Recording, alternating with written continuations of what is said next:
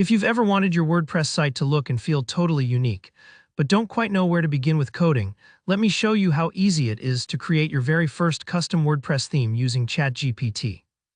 By the end of this video, you'll not only have a starter theme built from scratch, but you'll also understand everything you're doing, no guesswork, no mystery. Let's dive right in and get hands-on. To kick things off, open up ChatGPT. If you're new to it, ChatGPT is an AI you can talk to just like a helpful friend who knows a ton about code and design. We're going to ask ChatGPT to generate step-by-step instructions for building a basic WordPress theme. Simply type in your request like, "Can you give me the files and code needed for a simple WordPress theme?" ChatGPT will respond with clear instructions and even example code. Don't just copy-paste, read what it's giving you. This isn't just about making something that works. It's about understanding how a theme comes together.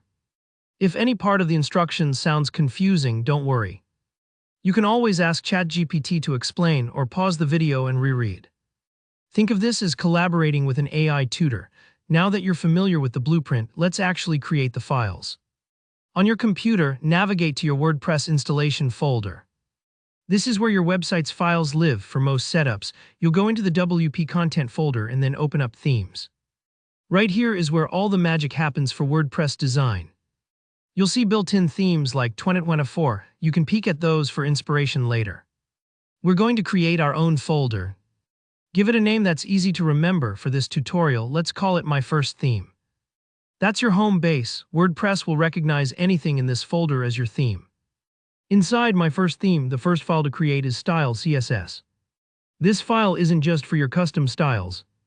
It also tells WordPress details about your theme, like the name and author, right at the top in a special commented section.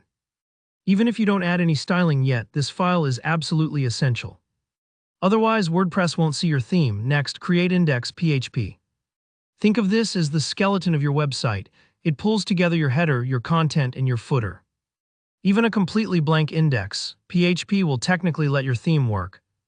But you'll want to add at least a little structure. ChatGPT's suggestions for this file are a great foundation. Now break your layout into reusable parts. Create header.php for anything that should appear at the top of every page, like your logo and navigation bar. It keeps things organized, so you only need to change the header in one place if you ever want to update it later. Likewise, create footer.php. As you probably guessed, this is for the material at the bottom, copyright info. Closing HTML tags, maybe even a back-to-top button. Splitting these up isn't just best practice. It's like building with Lego blocks instead of gluing everything in place. You can swap things out easily. One more must-have, functions.php. This file is like the brain of your theme. It's where you can add new features, call and style sheets, register menus, and more. Even if you're just starting out, go ahead and create this file so you're set up for future enhancements. When you've finished creating these files, save everything. Take a deep breath. That's your first custom theme skeleton. Now, when you go back to your WordPress dashboard and visit the Appearance Themes section, you'll see My First Theme as an option. All that's left is to activate it and admire your work. And there you have it, with a little help from ChatGPT and a few new folders and files. You're on your way to mastering custom WordPress themes. If you found this walkthrough helpful, please give it a thumbs up. And if you hit any bumps, drop your questions in the comments. I'm always happy to help.